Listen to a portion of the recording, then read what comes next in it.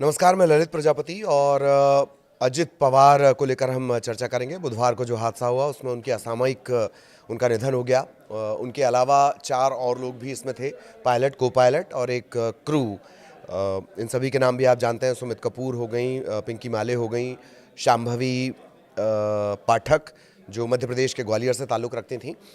लेकिन उसी दिन एक और बड़ा घटनाक्रम भी वहाँ पर हुआ था। वो ये कि टीम बारामती पहुँची हुई थी। कौन सी टीम पहुँची हुई थी? AAIB की। ये एयरक्राफ्ट एक्सीडेंट इन्वेस्टिगेशन ब्यूरो है, DGCA, जिस DGCA के निर्देश पर ये काम करता है। तो दुर्घटना टीम, विमान दुर्घटना ब्यूरो की ये टीम है, ये वहाँ पर पहुँची थी। ये विमान था लीयरजेट 45 और करीब करीब 16 साल ये विमान पुराना था। 2010 में इसकी खरीद हुई थी। बाद में कुछ शिकायतें भी आई। खैर, पहले ही बता देते हैं। तो टीम वहाँ पर पहुँची थी लीयरजेट 45, उसके मलबे को देखने के लिए, फॉरेंसिक वहाँ से सबूत जुटाने के लिए। तो शुरुआत और वहाँ से ब्लैक बॉक्स को कलेक्ट करने के लिए। ब्लैक बॉक्स क्या है ये आप जानते हैं। ब्लैक बॉक्स बेहद मजबूत धातु का बना होता है और इसमें लगातार जो है फ्लाइट की रिकॉर्डिंग होती है। ब्लैक बॉक्स को इस तरह से प्लेन में या विमान में रखा गया होता है कि उससे हादसे में तो सभी का नुकसान होता है, क्रैश के दौरान तो सभी चीज़ें लगभग ख़त्म हो जाती हैं। लेकिन जो ब्लैक बॉक्स होता है वो इस तरह से लगाया गया होता है कि वो कम से कम जितना नुकसान बाकी चीज़ों को हो रहा है, ब्लैक बॉक्स को कम से कम हो, ताकि उसके रिकॉर्डिंग्स मिल सकें और उसमें जो सारा डाटा कलेक्ट हो रहा है, चाहे वो ATC से मिले सिग्नल हो, पायलट के द्वारा दी गई कमांड हो, कॉकपिट में क्या कुछ हो रहा है उस वक्त पे, अंदर क्या कुछ हो रहा है, इन सभी को वो रिकॉर्ड करता चलता है, ताकि उसके ज़रिए पता चल सके बाद में, विमान हादसे के बाद, कि आखिर हादसे की वजह क्या थी।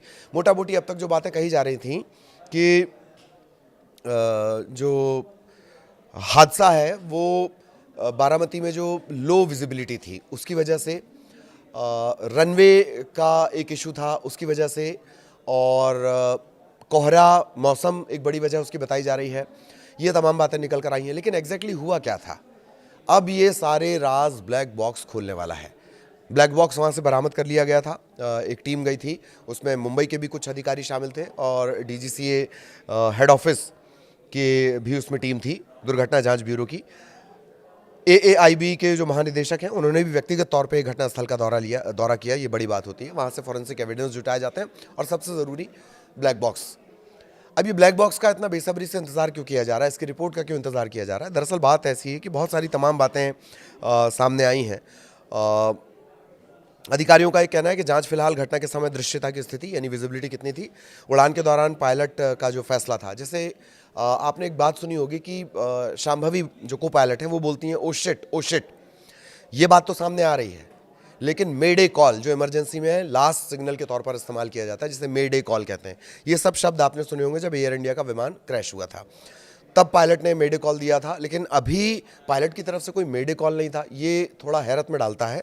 और शांभवी की जो सिग्नल पहुंचा, ATC के पास जो सिग्नल पहुंचा, उसमें वो शिट बोलती नज़र आ रही हैं, उनकी आवाज़ आ रही है मतलब। तो बारामती हवाई पट्टी पर जो इस तरह के फ़्लाइट के संचालन है, उनके लिए प्रॉपर संसाधन थे, नहीं थे। अभी तक ये बात भी सामने आई है कि उतने संसाधन नहीं थे बारामती का जो एयर हवाई पट्टी थी वहाँ पर, जहाँ इस विमान को लैंड करना था। विमान ने एक बार लैंडिंग की कोशिश की, फिर वो ऊपर उठा और दोबारा जब वो लैंडिंग की कोशिश कर रहा होता है तब वो क्रैश हुआ है। ये अब तक की जानकारी है। तो ये भी देखा जाएगा कि रनवे पर विमान कैसे बेकाबू हुआ, क्या रनवे की कोई गलती है? अभी तक ये बातें सामने आई हैं। लेकिन सबसे महत्वपूर्ण ब्लैक बॉक्स जो वहाँ से रखा गया है। एयरलाइन में कुछ रिकॉर्ड, एयरलाइन से कुछ रिकॉर्ड मांगे गए हैं। एयरलाइन जो इसे संचालित करती थी और उसके जो ऑनर हैं उनका भी आपने बयान बीच में सुना होगा।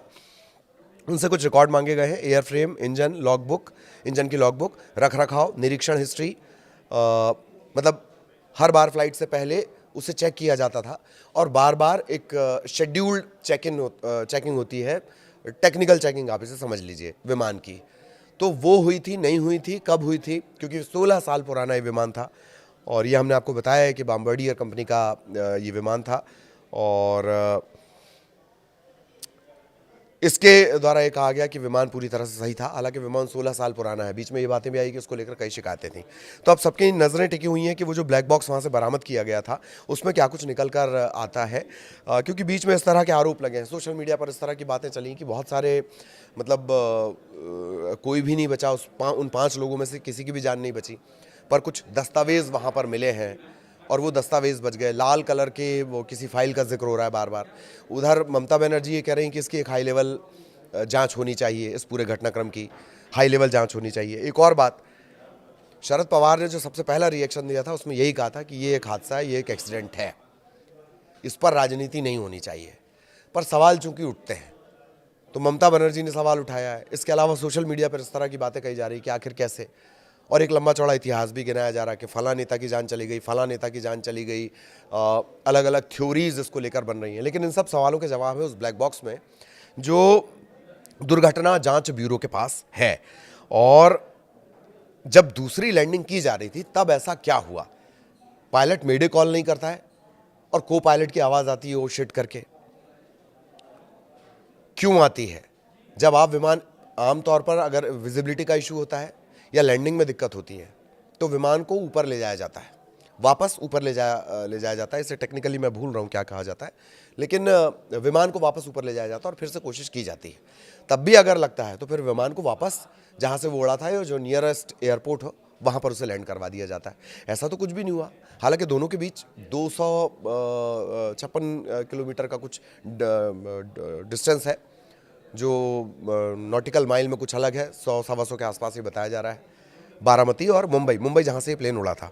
तो अब सबकी निगाहें टिकी हुई हैं उस ब्लैक बॉक्स पे कि आखिर उसमें से क्या निकल कर आता है। ये जो थ्योरीज कही जा रही हैं, सोशल मीडिया पर थ्योरी गढ़ी जा रही हैं, बाकी के राजनेताओं से कॉन्स्पिरेसी से इसे जोड़ा जा रहा है, ममता बनर्जी जिस तरह के सवाल उठा रही हैं, शरद पवार सीधे साफ तौर पर बोल चुके हैं ये विशुद्ध एक्सीडेंट का मामला है, इस पर राजनीति नहीं होनी चाहिए। लेकिन कई सारे सवाल हैं जो मैंने अभी आपको इस बीच चर्चा के दौरान बताए हैं। उन सारे सवालों के जवाब उस ब्लैक बॉक्स में है जो अभी जांच ब्यूरो के पास है, और वो ब्लैक बॉक्स ही ये राज खोलेगा कि आखिर ये हादसा हुआ कैसे। सभी को इसका बेसब्री से इंतजार है। जैसे ये रिपोर्ट आएगी हम भी आप तक पहुंचाएंगे। नमस्कार।